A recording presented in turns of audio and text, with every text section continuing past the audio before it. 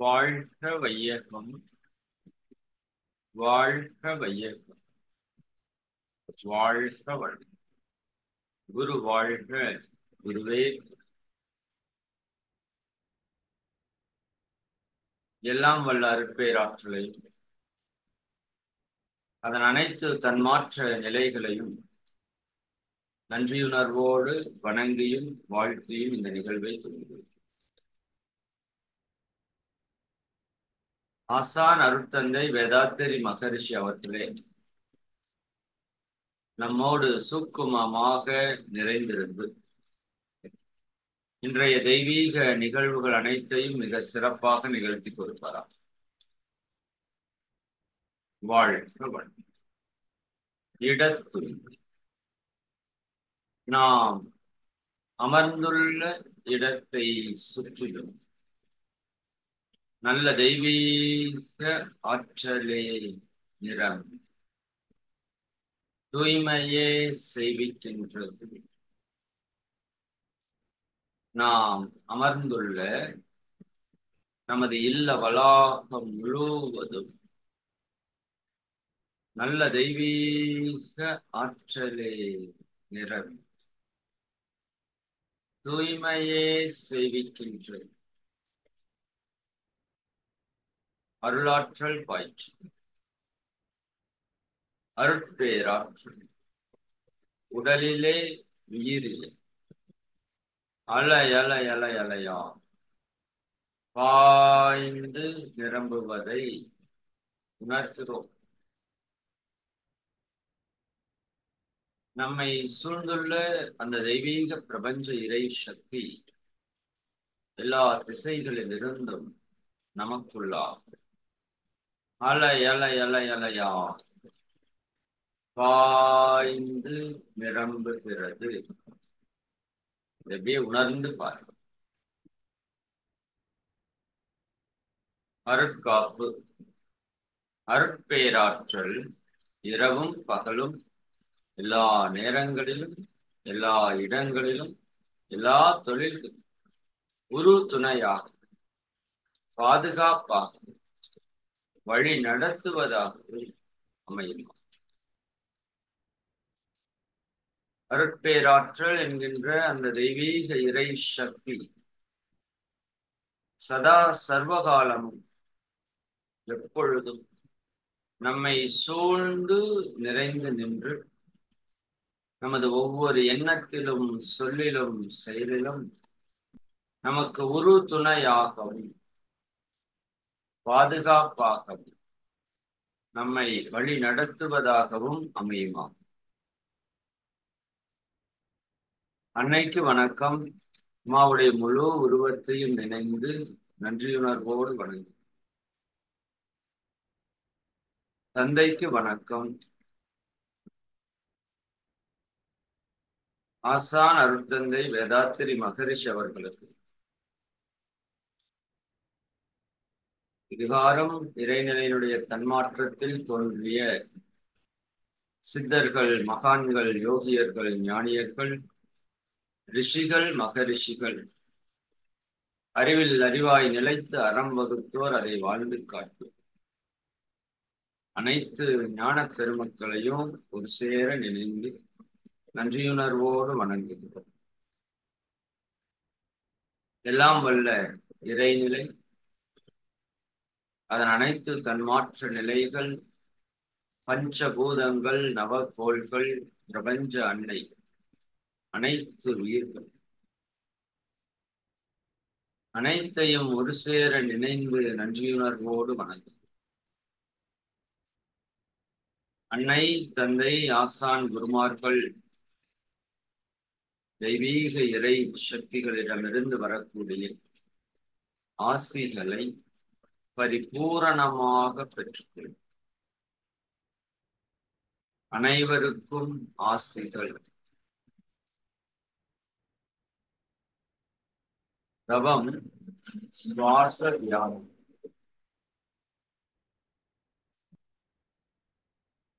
நமது நாசி துவாரத்தின் வழியாக மூச்சு காற்று உள்ளே செல்வதையும் வெளியே செல்வதையும் கூர்ந்து கவனிக்கின்றோம். இதை அப்படியே கவுண்ட் பண்ணிட்டே வாங்க.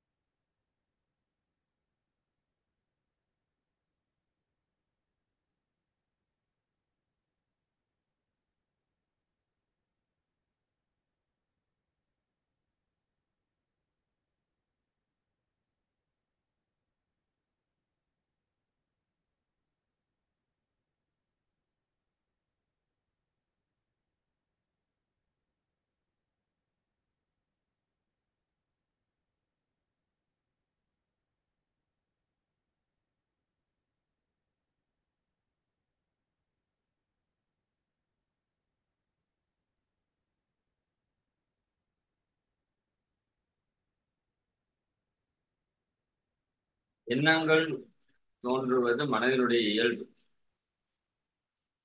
இந்த எண்ணத்தின் பின் செல்லாது சுவாச காற்றையே கூர்ந்து கவனி.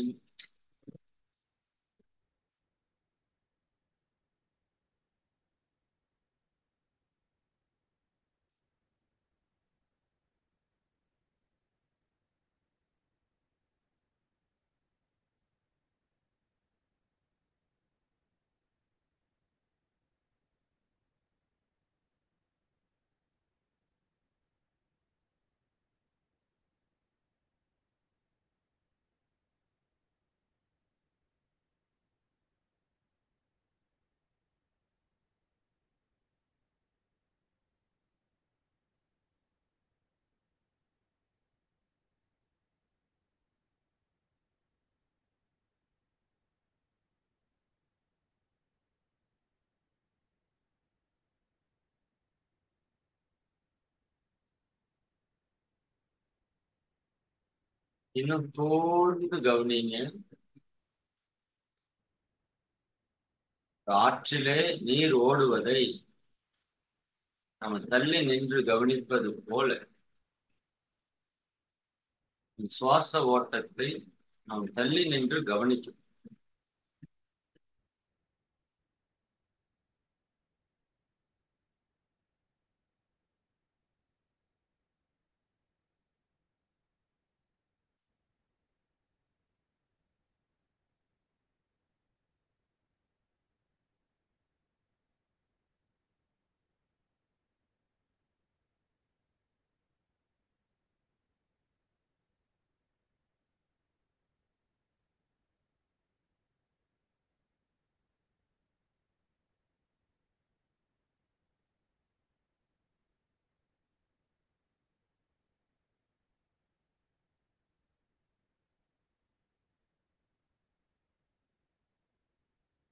வாழ்க வளம்.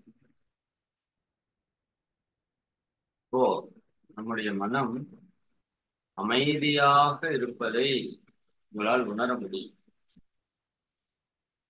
இந்த அமைதியான மனதிற்கு ஆற்றல் அபரிமிதமாக இருக்கும். அந்த மனிதனுடைய ஆற்றலை நம்முடைய உடல் முழுவதும் பரவிட்டு உச்சி முதல் பாதம் வரை அப்படியே உங்க உடம்ப நினைச்சு பாரு. தவ ஆற்றல் உடல் முழுவதும் நிரம்புகிறது. தவ ஆற்றலினால் உடலும் உள்ளமும் தூய்மை அடைகிறது, மேன்மை பெறுகிறது.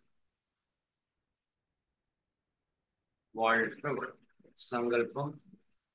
அருட்பேராற்றல் கருணையினால் உடல் நலம், நீலாயுள், நிறை செல்வம், உயர் புகழ், மெய்ஞானம் ஓங்கி வாழ். அருட்பேராற்றல் என்கின்ற தெய்வீக இறை சக்தியினுடைய கருணையினால் நான் நல்ல உடல் நலத்தோடு இருக்கின்றேன். நீங்க பூரண உடல் ஆரோக்கியத்தோடு இருப்பதாக பாவித்து உணர்ந்து பாருங்கள். நீண்ட நாள் ஆரோக்கியமாக வாழ்கின்றேன்.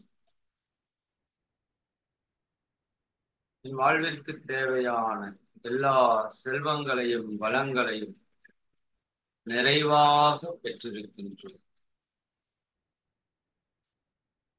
பிறருக்கு நன்மையே செய்யக்கூடிய குணத்தினால் எல்லோரும் என்னை வாழ்க வளமுடன் என்று வாழ்த்தக்கூடிய உயர் புகழை பெற்றிருக்கும். இறை சக்தியோடு இணைந்து எல்லா உயிர்களையும் எல்லா பொருட்களையும் இறையாக கண்டு அன்பும் கருணையுமாக பேரின்பத்தில் வாழ்கின்றேன். வாழ்க வளமுடன். வாழ்க வையகம், வாழ்க வையகம், வாழ்க வளம். நம் மனதில் அமைதி நிலவட்டும், நம்மை சுற்றிலும் அமைதி நிலவட்டும், உலகம் முழுவதும் அமைதி. ஒரு ஆழ்ந்த சுவாசம் எடுத்து ஓம் சாந்தி சொல்லலாம்.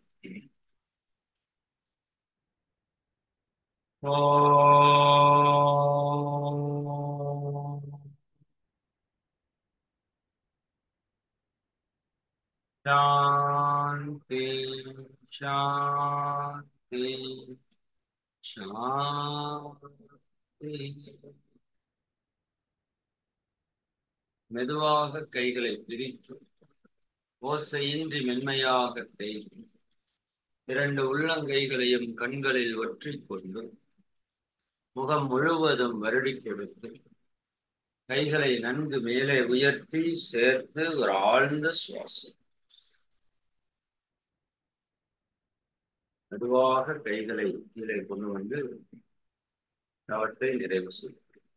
வாழ்க வாழ்க வாழ்க வாழ்க வாழ்க.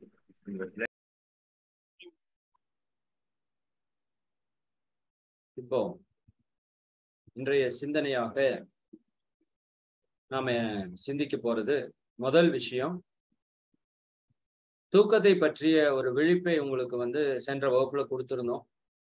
முயற்சி பண்ணுவீங்கன்னு நினைக்கிறோம். தூக்கம் விண் என்ற பிரபஞ்ச சக்தியை, உயிராற்றலை நம்மோடு இணைக்கக்கூடிய ஒரு அற்புதமான ஒரு நிலைப்பாடு. நான் முதலே சொன்னது மாதிரி இதை பத்தி முக்கியமானது மட்டும் உங்களுக்கு டச் பண்ணி போயிடுறேன். இந்த எக்ஸசைஸ் பார்ட் கம்ப்ளீட் ஆனதுக்கு அப்புறம் அதை பத்தி இன்னும் தேவைன்னா நம்ம நல்லா டீப்பா எடுக்கலாம். சரிதானுங்களா? இப்போதைக்கு சொல்றது மட்டும் ஃபாலோ பண்ணிட்டு வாங்க. அப்ப தூக்கத்தை நீங்க ரெகுலேட் பண்ணியிருப்பீங்க. இன்னைக்கு அதிகாலையில் எழுவதால் என்ன பயன் அப்படிங்கிறத நான் உங்களுக்கு சொல்றேன். தூக்கத்தினோட ஒரு பார்ட்டே தான் இது. இப்ப தூக்கம் நல்லா டீப்பா வரணும் அப்படின்னா அதுக்கு நான் சில விஷயங்கள் டிப்ஸ் எல்லாம் கொடுத்துருந்தோம். குறிப்பா உங்க மனம் சமாதான நிலைக்கு வரணும். அப்பதான் தூக்கம் உங்களுக்கு ஆழ்ந்த நிலையில வரும். அதற்கு நீங்க கண்களை மூடி உங்க மனதில் இருக்கிற விஷயங்களை நீங்க ஒரு டைம் அப்படியே யோசிச்சு பாருங்க. நிறைய கவலைகள், பிரச்சனைகள், ஆசைகள், கோபங்கள் எல்லாமே நம்ம மனதில் இருக்கும். அதுகிட்ட எல்லாத்தையும் நீங்க சொல்லணும். என்ன தம்பி, நாம கர்ம வினை கழிக்கிறதுக்கு வந்திருக்கிறோம். இந்த பிரச்சனையெல்லாம் ஃபேஸ் பண்றதுக்கு தான் வந்திருக்கோம். அதனால இந்த பிரச்சனை நீ பிரச்சனைன்னு பெருசா எடுத்துக்காத. உனக்கு அபரிமிதமான சக்தி இருக்கு. சரிதானா? இதை சமாளிக்கிறதுக்கு தான் நீ வந்திருக்கிற. அதனால இதை பத்தி நீ பெரிதாக எடுத்துக்கொள்ள வேண்டாம். நீ சமாதானமா இரு. எதையும் நம்ம எடுத்துட்டு வரல, எதையும் எடுத்துட்டு போறதும் இல்லை. இப்ப இருக்கிறது இந்த பூமியில நம்ம வாழ்ந்து கழிக்கிறதுக்காக வந்திருக்கிறோம். அதனால பெருசா புலம்பாதப்பா. யாருக்கிட்ட? உங்க மனசுகிட்ட நீங்க சொல்லணும். சமாதானமா இரு, அமைதியா இரு. கோபம் தேவையில்லை, கவலை தேவையில்லை. அப்படி நீங்க உங்க மனசுக்கு ஒரு ஆறுதல், ஒரு சமாதானப்படுத்தணும். இப்ப 2 பேர் சண்டை போட சமாதானப்படுத்துறீங்கல்ல, அந்த மாதிரி நம்ம மனதையே நீங்க என்ன பண்ணிக்கணும்? சமாதானப்படுத்தணும். சமாதானம் ஆயிடுச்சுன்னா மனம் சாந்தி ஆயிரும். டீப் ஸ்லீப் ஈஸியா வந்துடும். சரிங்களா? அதே போல உறக்கத்துல மிகப்பெரிய விஷயம் என்னன்னா, நீங்க உறங்குற இடம் ரொம்ப ரொம்ப முக்கியம்.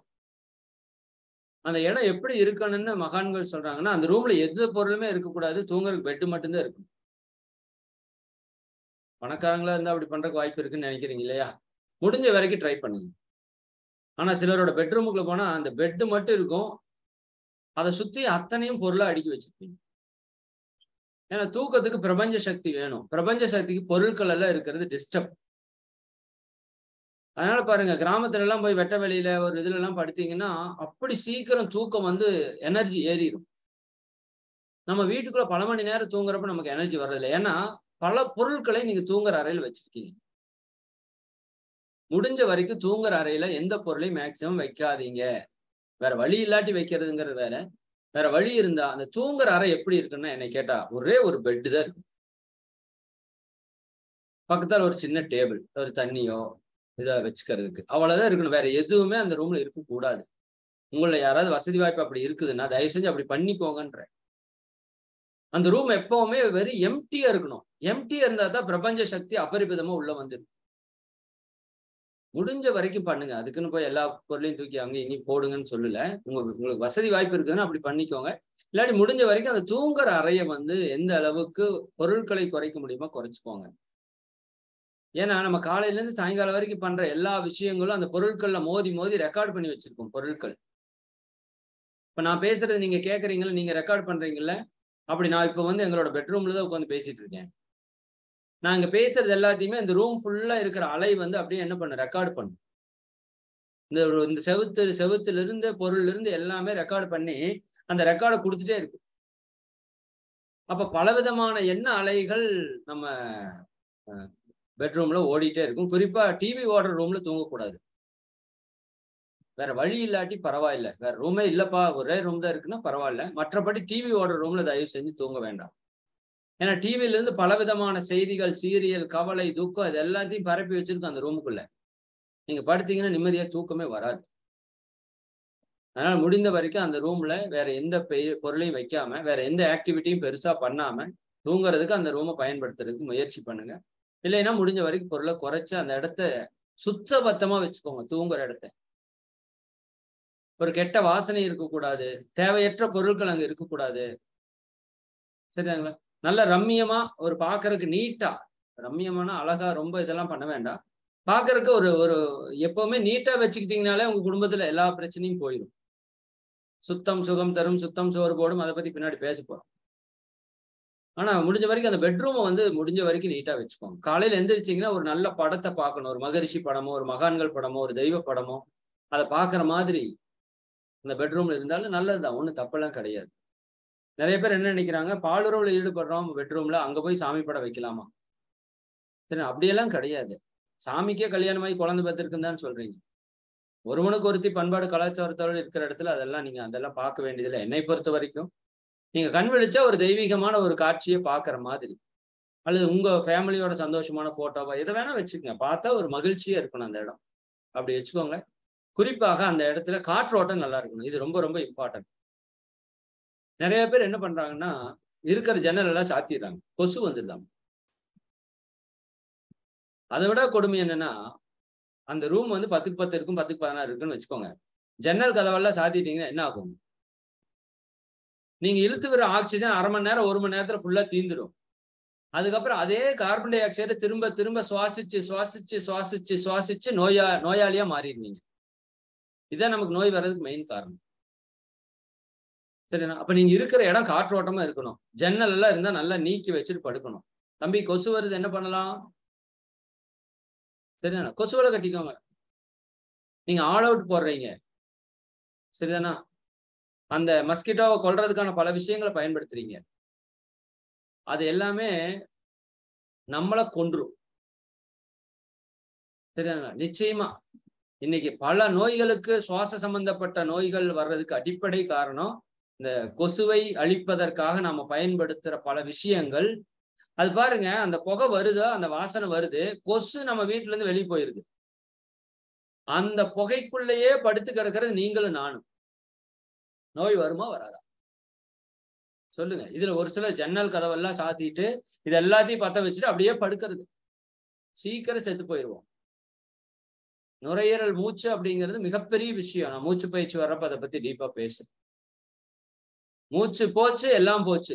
உயிர் போயிரும். அதனால இந்த தேவையில்லாம கொசுவத்தி, மேட்டு, அது இது கண்டது எதையுமே வீட்ல வைக்கக்கூடாது. இயற்கையா ஏதாவது பண்றாங்க. ஆ அந்த வேப்பந்தழை ஏதாவது பண்றது, அப்படி ஏதாவது பண்றதுன்னா பண்ணிக்கோங்க. இல்ல அப்படின்னா, ஒரு ரூ. 300 ரூ. 500 கொசு வலை வாங்கிக்கோங்க. தனித்தனியா கூட வாங்கிக்கோங்க. ஒரு ரூ. 2000 செலவு பண்ணுங்க. ஒண்ணும் பிரச்சனை கிடையாது. சரியா? நீட்டா கொசுவலை எடுத்து கட்டிட்டு படுங்க. என்ன எடுத்து வச்சு எடுத்து மடிச்சு வைக்கிறதுக்கு ஒரு மொடை இருக்கும். அது பண்ணிதான் ஆகணும். நீட்டா படுத்துக்கோங்க. எந்த பிரச்சனையும் இல்ல. ஜாலியா தூங்கலாம். சரிதானுங்களா?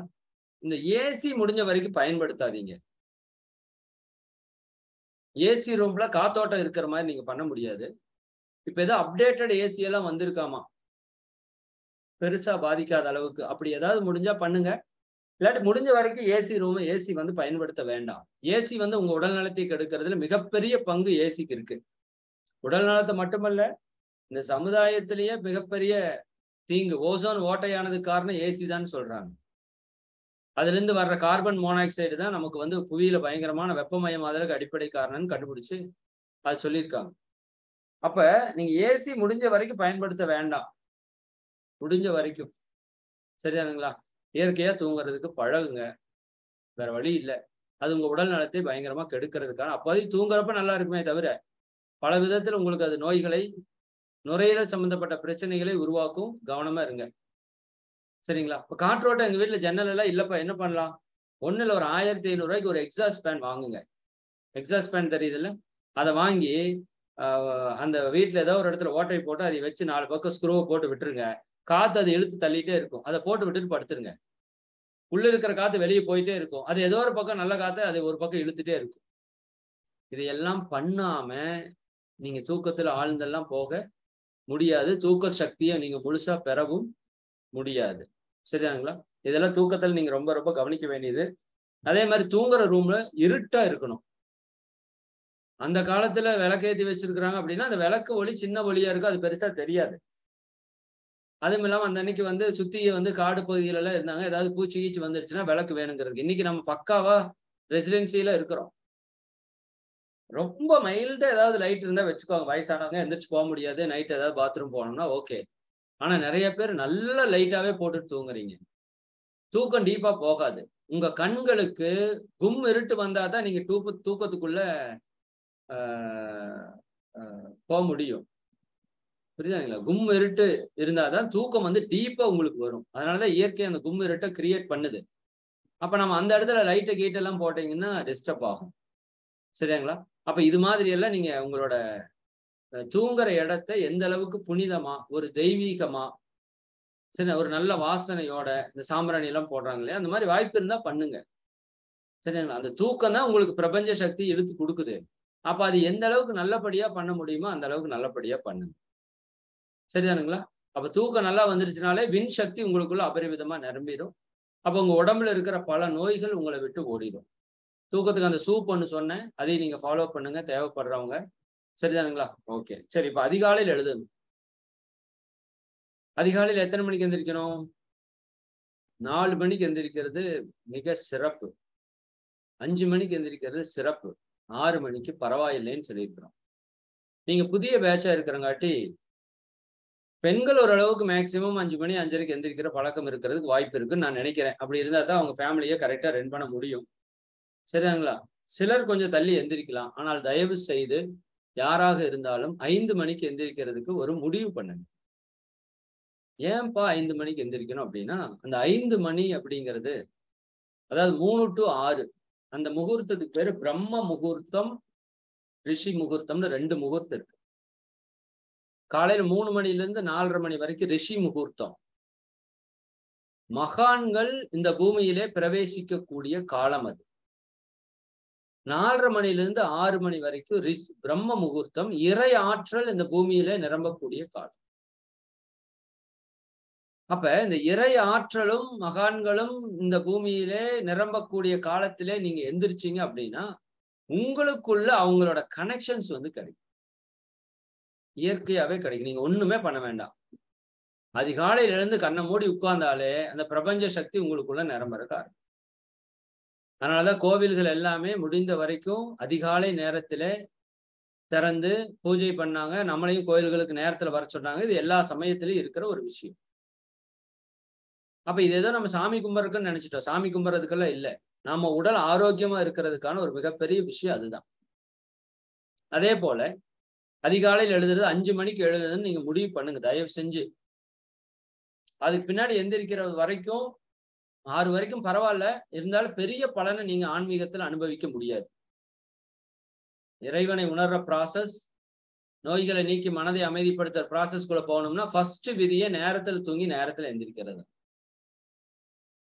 சரிங்களா? அப்ப 5 மணிக்கு எந்திரிக்கிறீங்க. எந்திரிச்ச உடனே நான் அது உங்களுக்கு சொல்லியிருக்கேனான்னு தெரியல. காலையில எந்திரிச்சோனே ஃபர்ஸ்ட் பச்சை தண்ணி 1 டம்ளர் நல்லா குடிக்கணும். யூரின் மோஷன் எல்லாம் வந்தா போயிருங்க. வரலைன்னா பரவாயில்ல.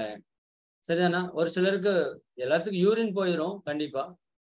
ஆனா மோஷன் ஒரு சிலருக்கு எந்திரிச்சோனே போகும், ஒரு சிலருக்கு கொஞ்சம் தள்ளி போகும். பரவாயில்ல. எப்படி இருந்தாலும் பரவாயில்ல. கழிவுகள் நீக்கிட்டு வந்து தண்ணி 1 டம்ளர் குடிச்சிருங்க நல்லா. 1 டம்ளர் 2 டம்ளர் நல்லா தண்ணி குடிச்சீங்கன்னா, உடம்புக்கு உள்ள வந்து குளிர்ச்சி ஆயிரும். உடம்புக்கு உள்ள என்ன ஆகும்? உடம்பு வந்து நைட் என்ன பண்ணிட்டு இருக்கு? நீங்க படுத்ததுல இருந்து தூங்குற வரைக்கும் நீங்க தூங்கிட்டீங்க. உங்க உடல் தூங்காது. உடல் பல்வேறு விதமான செயல்களை செய்துட்டே இருக்கு. நைட் ஃபுல்லா தீவிரமா வேலை செய்யுது உடம்பு. கழிவுகளை எல்லாம் பிரிக்கிறது, கழிவுகளை எல்லாம் நீக்கிறது, உடம்புல செத்த செல்களை எல்லாம் கழிக்கிறது, புதிய செல்ல உற்பத்தி பண்றதுன்னு பல வேலைய நாம தூங்குனதுக்கு அப்புறம் உடம்பு தீவிரமா செய்யுது.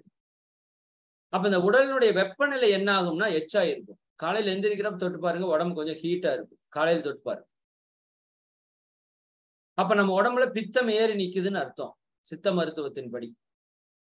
இப்ப நம்ம உடம்புல நோய் அப்படின்னு என்னன்னு பாத்தீங்கன்னா, வாதம், பித்தம், சிலேத்துமா, ரத்த ஓட்டம், வெப்ப ஓட்டம், காற்றோட்டம்னு சொன்னோம்ல. அதுல பித்தத்துக்கு தான் மிகப்பெரிய ஆற்றல் இருக்கு நம்ம உடம்புல நோயை கொண்டு வரதுல. குறிப்பா இந்திய தேசம், வெப்ப தேசம், சூடா இருக்கிற நாடுகளுக்கு நான் சொல்றேன். அப்ப இங்க பித்தம் வந்து அதிகரிக்க அதிகரிக்க நம்ம உடம்புல வந்து நோய் வந்து அதிகரிச்சுட்டே இருக்கு. நம்ம முன்னோர்கள் இதெல்லாம் கண்டுபிடிச்சிருக்காங்க. எதனால இந்தியாவில் இருக்கிற மக்களுக்கு, தமிழக மக்களுக்கு எதனால நோய் உருவாகுதுன்னு பார்த்தா, இது ஒரு வெப்ப பூமி. நம்ம தமிழ்நாடு வந்து ஒரு வெப்ப பூமி. இங்க வெப்பம் வந்து கொஞ்சம் அதிகமா இருக்கிறது இயற்கையா இருக்கு. இங்க நீங்க உடம்ப குளிர்ச்சியா வச்சுக்கிட்டீங்கன்னா உடம்புல நோய் வராது. அதனாலதான் இங்க பயன்படுத்தின உணவு பழக்கம், உடை பழக்கம், வாழ்க்கை முறை எல்லாமே நம்ம உடம்ப குளிர்ச்சி பண்ற மாதிரியே வச்சிருந்தான். அதனாலதான் நம்மளுடைய தேசிய மரம் என்னன்னு சொல்றோம் அப்படின்னா, பனை மரம் தான் சொல்றோம். அதுதான் குளிர்ச்சியில உச்சகட்ட குளிர்ச்சி பனை தான். பனையில இருக்கிற நொங்கா இருக்கட்டும், அதுல இருக்கிற பதனியா இருக்கட்டும், சரிங்களா, பனங்கற்கண்டா இருக்கட்டும், பனங்கருப்பட்டியா இருக்கு, எல்லாமே குளிர்ச்சி. ஏன்னா இங்க வந்து உடம்பு வெப்பமா இருக்கிறது தகுந்த மாதிரி குளிர்ச்சி பண்ணணும். அதே மாதிரி இங்க வந்து இளநீர், புரியுதுங்களா, மோரு, கம்மங்கூழு, நீச்சல் தண்ணி, இதுதான் நம்மளுடைய பானமாவே இருந்தது. உணவாவே இருந்தது அதுதான்.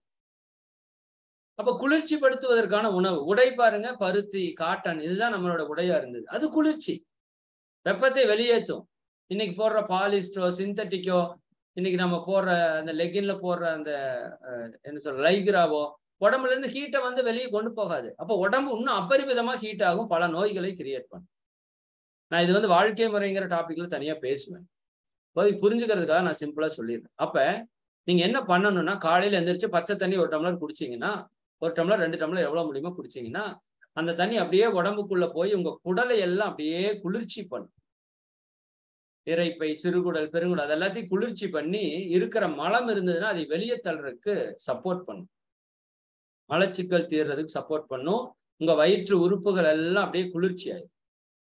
உள்ள குளிர்ச்சி பண்ணியாச்சா, ஒரு 10 நிமிஷம் ஏதாவது வேலை பார்த்துட்டு ஜாக்கிங்கோ, வாக்கிங்கோ, சும்மா நடக்கிறதோ, அல்ல அமைதியா உட்கார்ந்துருக்கிறதோ, ஏதோ ஒன்று ஒரு 10 நிமிஷம் கழிச்சு நீங்க என்ன பண்ணலாம், டாய்லெட் வருதான்னு பாருங்க. கண்டிப்பா டாய்லெட் வரணும். இல்லாட்டி போய் உட்காருங்க. சரிங்களா? போய் ஒரு 10 நிமிஷம் உட்காருங்க. முயற்சி பண்ணுங்க. முயற்சினா முக்க கூடாது. இது பண்ணக்கூடாது. உங்க உடம்புக்கு ஒரு பழக்கப்படுத்துறீங்க. போய் அங்க கண்ண மூடி அமைதியா உட்கார்ந்து மோஷன் போற மாதிரி நீங்க நினைச்சு பாருங்க. சரிதானா? ஆட்டோமேட்டிக்கா நம்ம உடம்புல இருந்து கழிவு வெளியே போறதுக்கு ஆரம்பிக்கும். கொஞ்ச நாள் பிடிக்கலாம் ஒரு சிலருக்கு. ஆனா நீங்க தொடர்ந்து அதை பழக்கப்படுத்தணும். சரிங்களா? காலையில எந்திரிச்சோடனே உடம்பு மோஷன் போறதுக்கு நீங்க பழக்கப்படுத்தணும். அப்ப அதுக்கு தகுந்த மாதிரி உங்களுக்கு மோஷன் போறதுல சிக்கல் இருந்ததுன்னா, இரவு நேரத்துல உங்களுடைய உணவு முறையில கொஞ்சம் மாற்றம் பண்ணணும். கொஞ்சம் பழங்கள் அதிகமா சேர்த்துறது, கொஞ்சம் மாதுளம்பழம் சாப்பிடுறது, கொஞ்சம் நார் சத்து, நீர் சத்து இருக்கிற பொருட்கள் அதிகமா சாப்பிட்டுக்கிறது, கொஞ்சம் சுடுதண்ணி குடிக்கிறது, கொஞ்சம் கடுக்காய் பொடி ஏதாவது சேர்த்துக்கிறது, அல்லது திரிபலா சூர்ணம் ஏதாவது கொஞ்சம் சாப்பிடுறது. இப்படி பலவிதமான டெக்னிக்ஸ், மெத்தட்ஸ் இருக்கு.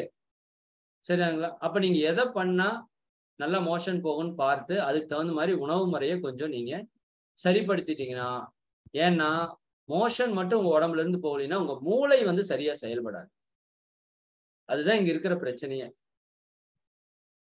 நம்ம மூளைக்கும் நம்ம நுரையீரலுக்கும் நம்ம மோஷன் போறதுக்கும் மிகப்பெரிய சம்பந்தம் இருக்கு. சரியாங்களா? அப்ப மோஷன் போறது ஒரு மனிதனுடைய முதல் கழிவு நீக்க கடமை. அது போகலைன்னா அதை சரியா போக வச்சுக்கோங்க. நம்ம பயிற்சிகள் எல்லாம் பண்ண சரியாகும். இருந்தாலும் உணவு முறையில ஏதாவது மாற்றம் பண்ணணும்னா நீங்க பண்ணிக்கலாம். தவறு கிடையாது. சரிதானுங்களா? அதுக்குன்னு மருந்து மாத்திரை எடுக்க வேண்டாம். உணவுலயே மாற்றம் பண்ணுங்க. அதுதான் நிரந்தரமான தீர்வா இருக்கும். சரி, காலையில இப்ப மோஷன் போயாச்சு. இப்ப பச்சை தண்ணியில குளிக்கணும். பச்சை தண்ணியில குளிக்கணும். காலையிலயா?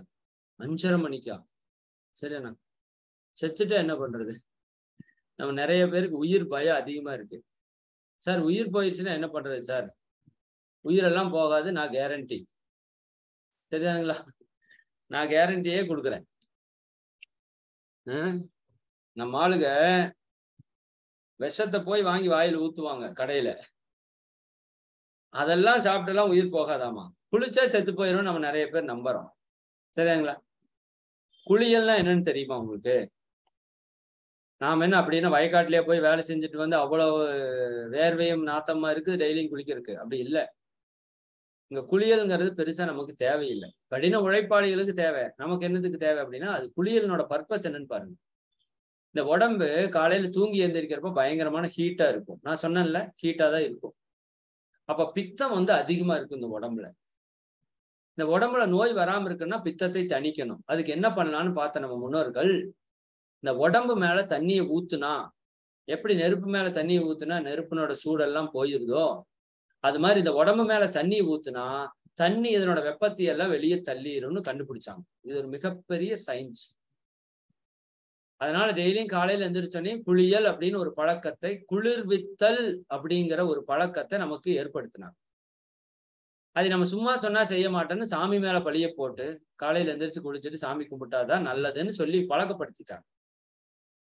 ரொம்ப ரொம்ப நல்ல விஷயம். காலையில எந்திரிச்சோன்னே பச்சை தண்ணியில குளிக்கணும். சார் பச்சை தண்ணியில ஏன் சார் குளிக்கணும்? சுடுதண்ணி வச்சு குளிச்சா ஆகாதா? சுடுதண்ணி ஆகாது. என்ன காரணம்னா, உங்க உடம்பே சூடா இருக்குது. அந்த சூட்டை வெளியே எடுக்கணும். இன்னொன்னு, வெளியில பிரபஞ்ச சக்தி அபரிமிதமா இருக்குது. நான் 5 மணிக்கு என்ன முகூர்த்தம்னு சொன்னேன்? பிரம்ம முகூர்த்தம்னு சொன்னேன். சரிதானுங்களா? 5 மணிக்கு அபரிமிதமான வான்காந்த ஆற்றல், இந்த பிரபஞ்ச ஆற்றல், இந்த சூரிய ஆற்றல் இந்த பூமி மேல அபரிமிதமா தாக்கத்தை ஏற்படுத்தி இருக்கும். அந்த நேரத்துல நீங்க பச்சை தண்ணியில் குளிச்சீங்கன்னா என்ன ஆகும்னா, உங்க உடம்புல இருந்து வெப்பம் எல்லாம் வெளியே போகும். அதற்கு பதிலா வேறொரு ஆற்றலை உங்க உடல் உள்ள கிரகிக்கும். அப்ப எந்த ஆற்றல் உள்ள போகும்னா, அந்த பிரபஞ்ச ஆற்றல் உங்களுக்குள்ள பாயும். குளியல் என்பது மிகப்பெரிய பிரபஞ்ச காந்த சக்தி ஈர்ப்பு பயிற்சி. புரிஞ்சுக்கோங்க அப்படி. சரியானுங்களா? குளியல்லாம் சும்மா நினைச்சிடாதீங்க. அப்ப பச்சை தண்ணி ஊத்தி பாருங்களேன். வெளியில இருக்கிற அந்த பிரபஞ்ச காந்த சக்தி அப்பரிமிதமா உங்களுக்குள்ள நிரம்பிடும். உடம்பு அப்படியே எனர்ஜெட்டிக்கா இருக்கும். பவர்ஃபுல்லா இருக்கும். உடம்ப நீங்க நினைச்சாலே அந்த உடம்புனோட பவர் வேற மாதிரி இருக்கும். நீங்க செஞ்சு பாருங்க. இதெல்லாம் நான் சொன்னா உங்களுக்கு புரியாது. நீங்க செய்தால் மட்டுமே உங்களுக்கு புரியும். ஒரு 10 நாள் தொடர்ந்து செஞ்சுட்டீங்கன்னா உங்க உடம்புல இருக்கிற நோய்கள் எல்லாம் எங்க போகுன்னே தெரியாது. அவ்வளவு எனர்ஜி உங்களுக்குள்ள வந்துடும். சரிங்களா? அப்ப குளியல் என்பது குளியல் அல்ல, குளிர்வித்தல். உங்க உடம்பனுடைய வெப்பநிலைய, வெப்பத்தை, தேவையில்லாத வெப்பத்தை வெளியேற்றி பிரபஞ்ச காந்த சக்தி உங்களுக்குள்ள நிரப்பக்கூடிய ஒரு பயிற்சிக்கு பேர் குளியல் அப்படின்னு பேர். சரிங்களா? இப்ப குளிச்சாச்சு. குளிக்கிறது எப்படி குளிக்கணும்? அதுக்கு ஒரு மெத்தட் இருக்கு. பச்சை தண்ணியில தான் குளிக்கணும். சரிதானுங்களா? முதல்ல ஒரு கை கொஞ்சம் தண்ணி எடுத்துக்கணும். கையில கொஞ்சம் தண்ணி எடுத்து உள்ளங்கையில உச்சியில வச்சுக்கணும் தண்ணியை. இந்த குளத்துல ஆத்துல எல்லாம் போனீங்கன்னா தண்ணி எடுத்து தலைக்கு தெளிப்பாங்க பார்த்திருக்கீங்களா? ஏன்னா அந்த உஷ்ணம் தலைக்கு போகக்கூடாது, மூளைக்கு போகக்கூடாது. அதனால கொஞ்சோண்டு தண்ணி எடுத்து தலை உச்சியில வச்சுட்டீங்கன்னா இங்க குளிர்ச்சி ஆயிரும். அப்புறம் காலில இருந்து தண்ணி ஊத்திட்டே வரணும். இப்ப ஆத்துல குளத்துல இறங்குனீங்கன்னா எப்படி இறங்குவீங்க? கால் ஃபர்ஸ்ட், அப்படியே முழங்கால், அப்படியே இடுப்பு, அப்படியே வயிற்று பகுதி, மார்பு பகுதி, கழுத்து வரைக்கும் வருதுல்ல. அந்த மாதிரி காலில இருந்து தண்ணியை ஊத்திட்டே வந்தீங்கன்னா அந்த சூடு அப்படியே மேல வரும், மேல வரும், மேல வரும், மேல வரும். அப்படியே மேல நம்ம கண்ணு, காது, மூக்கு வழியா, வாய் வழியா வெளியே போறது நீங்க ஃபீல் பண்ணலாம். நல்ல ஹீட் வெளியே போகும். அப்ப கழுத்து வரை கொண்டாந்து ஊத்திட்டு அப்படியே அப்புறம் தலையில இருந்து ஊத்திட்டீங்கன்னா மொத்த வெப்பமும் வெளியே போயிடும். எடுத்தோடனே மக்குல இருந்து மேல மண்டையில இருந்து ஊத்தக்கூடாது. அது தவறான குளியல் மெத்தடு. அப்படி ஊத்தக்கூடாது. சரியானுங்களா? கொஞ்சம் கொஞ்சமா. ஒரு சிலர் ரொம்ப குளிரா இருக்குது என்னப்பா பண்ணலாம்? கொஞ்சம் தண்ணி எடுத்து முதல் கால்ல இருந்து உடம்பு ஃபுல்லா தேய்ச்சுக்கோங்க. அந்த குளிர்ச்சி அந்த சொரணை வந்து போயிரும். அப்புறம் எடுத்து மக்குல ஊத்துங்க. சார் அதெல்லாம் முடியாது சார். நான் ரொம்ப வருஷமா இப்படி குளிச்சுட்டே இருக்கிறேன். அப்படின்னு என்ன பண்ணலாம்? கடைசி ஆப்ஷன். சரியானா? ஒரு சின்ன பாத்திரத்துல நல்ல தண்ணிய கொதிக்க வச்சு, சரியானுங்களா? வெளாவி குளிக்கிறதுன்னு பேரு. அதுக்கு பேரு மெத்தட் வந்து வெளாவி குளிக்கிறது. நிறைய பச்சை தண்ணி இருக்கும். கொஞ்சம் சுடுதண்ணி கொதிக்க வச்சு கலந்தீங்கன்னா, அதுக்குள்ள அவ்வளவா அந்த சக்தி வந்து கெட்டு போகாது தண்ணியில. கொஞ்சம் சூடு இந்த குளிர்ச்சி இல்லாத மாதிரி பண்ணிக்கணும். சூடு இருக்கிற மாதிரி பண்ணக்கூடாது. குளிர்ச்சி இல்லாத மாதிரி பண்ணிக்கணும். 2 சமமா இருக்கிற மாதிரி பண்ணிட்டு குளிக்கலாம். வெளாவி குளிக்கிறதுன்னு பேரு அதுக்கு பேரு. ஹீட்டர் போட்டுட்டு நீங்க அந்த மாதிரி பண்ணலாம். ஆனா அதுல சூடு தெரியக்கூடாது. இது வந்து கடைசி ஆப்ஷன். இதுல வந்து எனர்ஜி பெருசா உங்களுக்கு கெயின் ஆகாது. சுடுதண்ணியில குளிச்சீங்கன்னா என்ன ஆகும்னா ரிவர்ஸ் ஆயிடும். வெளியில இருந்து பிரபஞ்ச காந்த சக்தி உங்களுக்குள்ள வர்றதுக்கு பதிலா உங்க உடம்புல இருந்து காந்த ஆற்றல் எல்லாம் வெளியே போயிடும். சுடுதண்ணியில குளிச்சீங்கன்னா. சுடுதண்ணியில குளிக்கிறவங்களுக்கு நிறைய நோய்கள் அடிக்கடி வந்துட்டே இருக்கும். வந்துட்டே இருக்கும். சுடுதண்ணியில குளிக்கிறது நம்ம பழக்கத்திலேயே கிடையாது. அது எப்பயாவது வந்து எண்ணெய் தேய்ச்சி குளிக்கிறதுனா சுடுதண்ணியில் குளிக்கணும். அது கண்டிப்பா அப்படித்தான் பண்ணி ஆகணும். அதே போல உடம்பு ஏதாவது ரொம்ப டயர்டா, அசதியா, ரொம்ப வலியா இருக்குதுன்னா சுடுதண்ணி வச்சு குளிக்கிறது தப்பில்லை. ஆனால் எல்லா நாளிலும் சுடுதண்ணியை குளிக்கிறது அப்படிங்கிறது மிகப்பெரிய நோயை ஏற்படுத்தக்கூடிய ஒரு செயலை செய்துவிடும். அதனால சுடுதண்ணியில குளிச்சுட்டு இருந்தீங்கன்னா தயவு செஞ்சு நிறுத்திடுங்க. அதே போல 6 மணிக்கு மேல நீங்க குளிக்கிறதுல பிரயோஜனமே கிடையாது. அது வேஸ்ட். 6 மணிக்கு மேல நீங்க குளிக்கிறதுல பெரிய பலன் எல்லாம் ஒண்ணும் இருக்காது. உடம்ப சும்மா கழுவிக்கிற மாதிரி தான். இன்னும் 10 மணி 9 மணிக்கு மேல எல்லாம் குளிச்சீங்கன்னா வெளியில இருக்கிற வெப்பத்தை வாங்கி உங்க உடம்புக்குள்ள தள்ளிடுவீங்க. அது இன்னும் மோசமான ஒரு சூழலை ஏற்படுத்தும். சரியானுங்களா? அப்ப அதிகாலை 6 மணிக்கு முன்னாடி பச்சை தண்ணியில குளிக்கணும். சரியானுங்களா? குளிக்கிறப்ப இன்னொரு மெத்தட் பண்ணலாம். அது ஃபர்ஸ்ட் எடுத்தோடனேயும் ட்ரை பண்ணி பாருங்க. முடிஞ்சிருச்சுன்னா பண்ணுங்க. இல்லாட்டி கொஞ்ச நாள் கழிச்சு பண்ணுங்க. ஒரு ஒரு ஒரு கைப்பிடி தண்ணி எடுத்து வாய்க்குள்ள வச்சுக்கணும். வாயை மூடிக்கணும். அதுக்கப்புறம் தலையில தண்ணி வச்சு கால்ல இருந்து ஊத்தி எல்லாம் குளிச்சு முடிச்சதுக்கு அப்புறம் வாயில இருந்து தண்ணியை துப்பணும்.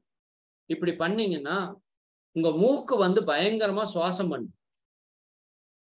பச்சை தண்ணி ஊத்துறப்ப கொஞ்சம் கெசு வாங்கும், சிரமப்படும். அப்ப இந்த மூச்சு சம்பந்தப்பட்ட பல நோய்கள் குணமாகும்னு கண்டுபிடிச்சிருக்காங்க. புரியுதுங்களா? அப்ப அது வந்து முதல்ல ட்ரை பண்ணி பாருங்க. ரொம்ப சிரமமா இருந்தா ஃபர்ஸ்ட் விட்டுருங்க. அப்புறம் குளிர்ச்சி தண்ணியில குளிச்சு பழகி பழகி நான் இப்ப குளிக்கிறது அப்படித்தான். கொஞ்சம் தண்ணி எடுத்து வாயில வச்சுட்டு எப்பவும் போல குளிச்சுட்டு கடைசியா அந்த வாயில இதனால 2 பெனிஃபிட். 1 நம்ம மூச்சு நுரையீரல் சிஸ்டம் ஃபுல்லா கிளீன் ஆயிரும். 2வது அந்த நாக்கு வாய் பகுதியில சூடு போகாது. ஆனா அந்த தண்ணியை கடைசியா துப்புறீங்கல்ல, அந்த தண்ணியை தொட்டு பார்த்தீங்கன்னா அப்படியே கொதிக்கும். வாயில ஒண்ணும் இல்லம்மா. ஃபர்ஸ்ட் எடுத்துக்கினா என்ன பண்ணணும்னா, இப்ப குளியலுக்கு போறீங்க. ஃபர்ஸ்ட் ஒரு கை எடுத்து வாயில வச்சுக்கணும்.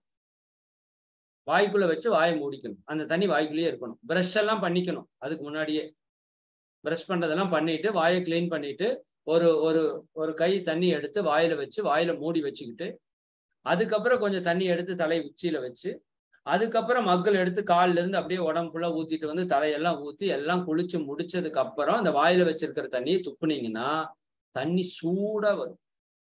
அவ்வளவு ஹீட் உங்க உடம்புல இருக்குதுன்னு அர்த்தம். இன்னும் தம்பி உண்மையாலுமே எங்க உடம்புல சூடு இருக்குதா எப்படி கண்டுபிடிக்கிறது? ஒண்ணும் இல்ல. இப்ப பச்சை தண்ணியில குளிச்சுட்டு வெளியே வந்துருங்க. பாத்ரூம் விட்டு வெளியே வந்துட்டு அந்த பாத்ரூம் கதவை அப்படியே திறந்து பாருங்களேன். உள்ள இருந்து அப்படியே அனல் அடிக்கும். நீங்க செக் பண்ணிட்டு எனக்கு சொல்லுங்க. நான் இதை எக்ஸ்பீரியன்ஸ் பண்ணதுனால உங்களுக்கு சொல்றேன். உள்ள என்னவோ சுடுதண்ணி காய வைக்கிற மாதிரி ஒரு அனல் உங்க மேல அடிக்கும். அவ்வளவு வெப்பம் உங்க உடம்புல இருந்து வெளியே போயிருக்குது. வெப்பம் வெளியே போயிருச்சுன்னா நோய் போயிருச்சுன்னு அர்த்தம். புரியுதா இல்லைங்களா? அதே மாதிரி தலைக்குத்தான் குளிக்கணும். மேலுக்கு குளிக்க கூடாது. மேலுக்கு குளிச்சீங்கன்னா இருக்கிற வெப்பமெல்லாம் தலையில போய் ஏறிக்கும். இன்னைக்கு இருக்கிற பெண்களுக்கு மிகப்பெரிய பல நோய்கள் வந்து தலை சம்பந்தப்பட்ட ஏற்படுது.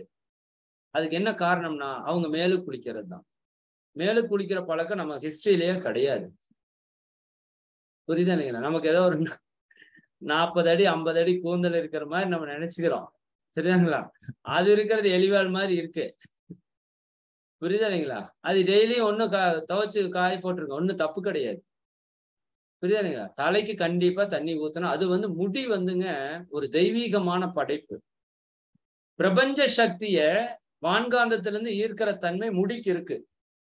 முடியில தங்கம் இருக்கு. தங்க சத்து முடியில தான் இருக்கு.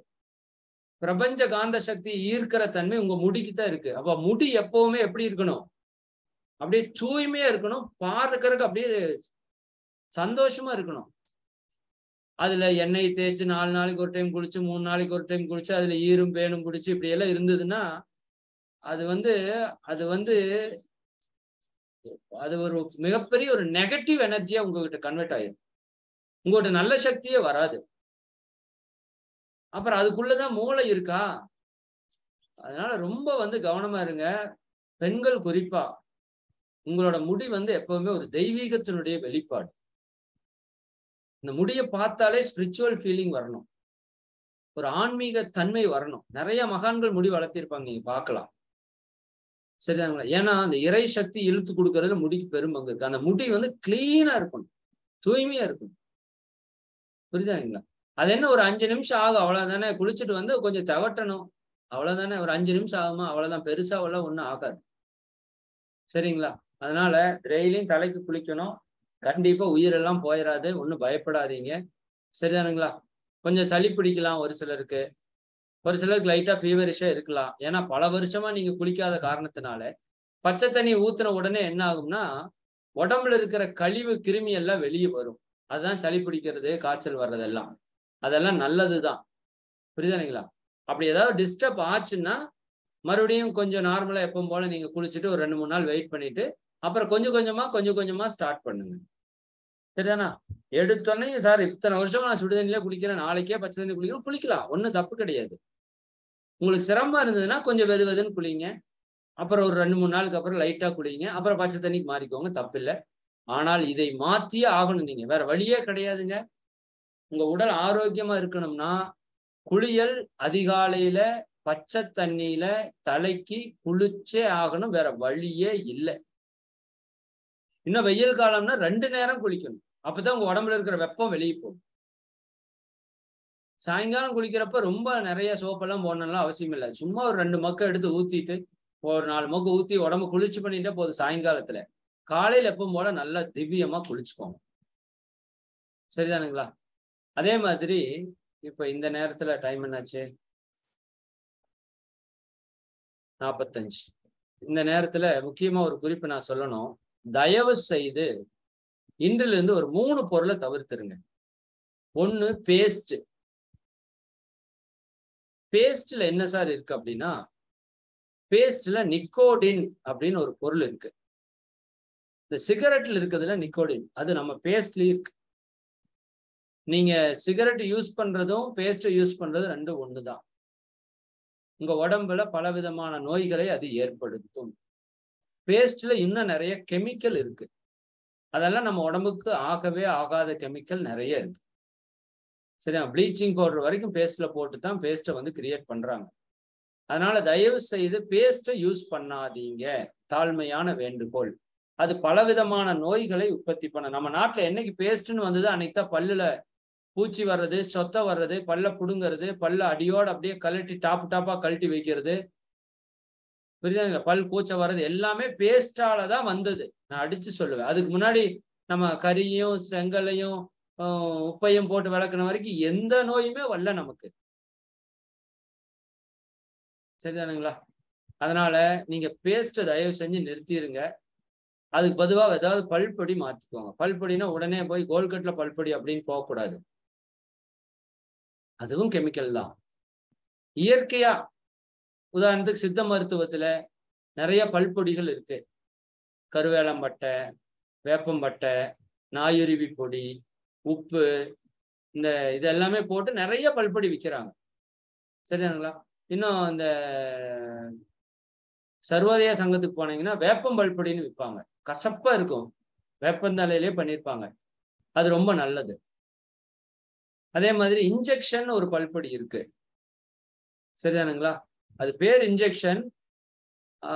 அந்த பல்பொடியில துவர்ப்பு சுவை அதிகமா இருக்கும். அது இந்த மாதிரி நேச்சரா தயார் பண்றதுதான். அந்த மாதிரி உங்களுக்கு என்ன நேச்சரா ஏதோ ஒரு 4 பல்பொடி வாங்கி பாருங்க. எது நல்லா இருக்கோ அதை போட்டு விளைக்கோங்க. நார்மலா சித்த மருத்துவ கடை எல்லா இடத்துலயும் கிடைக்கும். தயவு செஞ்சு பேஸ்ட் வேண்டாம். அது என்ன பேஸ்டா இருந்தாலும் வேண்டாங்க. எந்த பேஸ்டா இருந்தாலும் வேண்டாம். கெமிக்கல் போடாம பேஸ்ட் உருவாகாது. புரியுதா?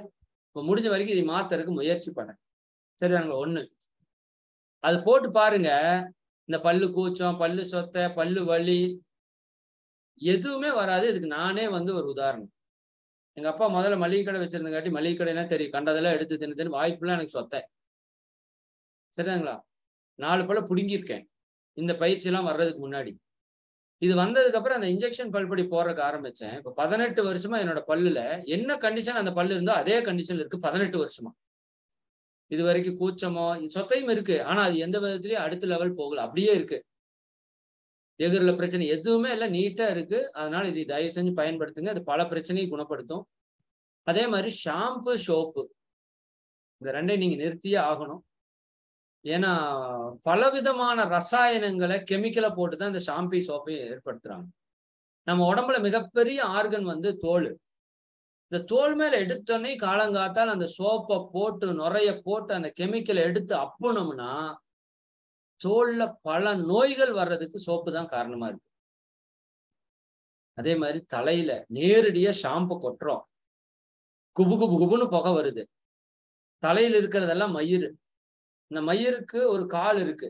மயிர் கால்கள் அப்படின்னு சொல்லுவாங்க. முடிக்கு ஒரு செடி நட்டுன மாதிரி நம்ம மண்டையில இறைவன் முடிய நட்டி வச்சிருக்கான். அந்த மயிர் கால்கள் வழியாக அந்த கெமிக்கல் உடம்புக்குள்ள போகுது.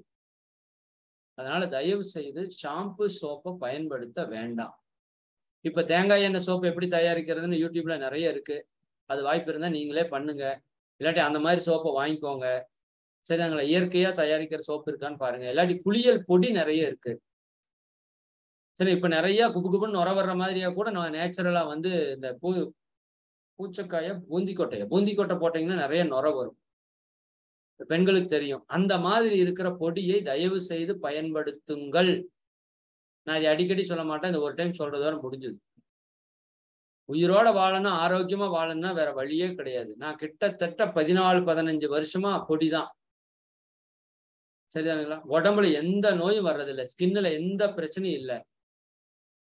சரிதானுங்களா? அதனால தயவு செஞ்சு ஷாம்பு, சோப்பை தயவு செஞ்சு நிறுத்திடுங்க. பேஸ்ட் வேண்டாம். இயற்கைக்கு மாறுறதுக்கு முயற்சி பண்ணுங்க. ஒவ்வொன்னா மாத்திட்டே வாங்க. சரிதானுங்களா? இன்னும் அரப்பு, சீவக்காய் இதெல்லாம் இருக்குது. பாசிப்பயிர் மாவு ஏதோ ஒண்ணு மாத்திக்க. ஆனா ஷாம்பு, சோப்பு வேண்டாம். இது இந்த குளியல்ல நீங்க கவனிக்க வேண்டிய மிக முக்கியமான விஷயம்.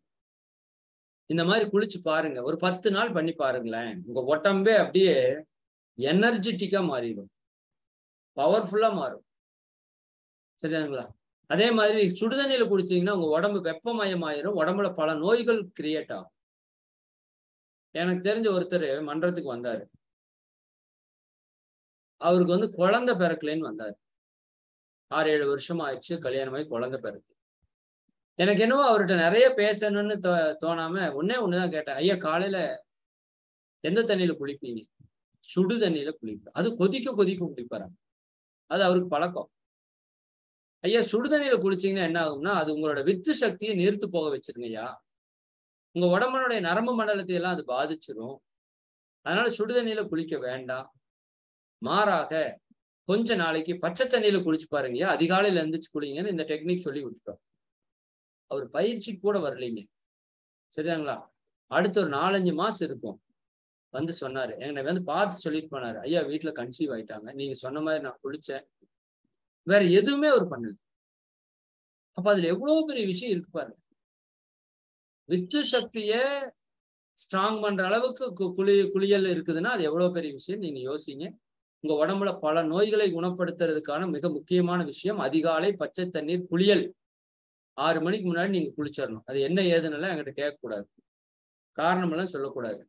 இதை பண்ணா ஆரோக்கியமா இருக்கலாம்.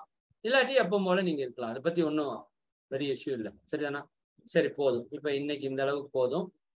அப்ப முதல் தூக்கத்தை பத்தி சொல்லியிருக்கிறோம். 2வது இன்னைக்கு குளியல் பேசியிருக்கோம். நாளையில இருந்து ஒவ்வொரு விஷயமா நம்ம உங்களுக்கு சொல்லிட்டே வர்றோம். சரி, இப்ப நம்ம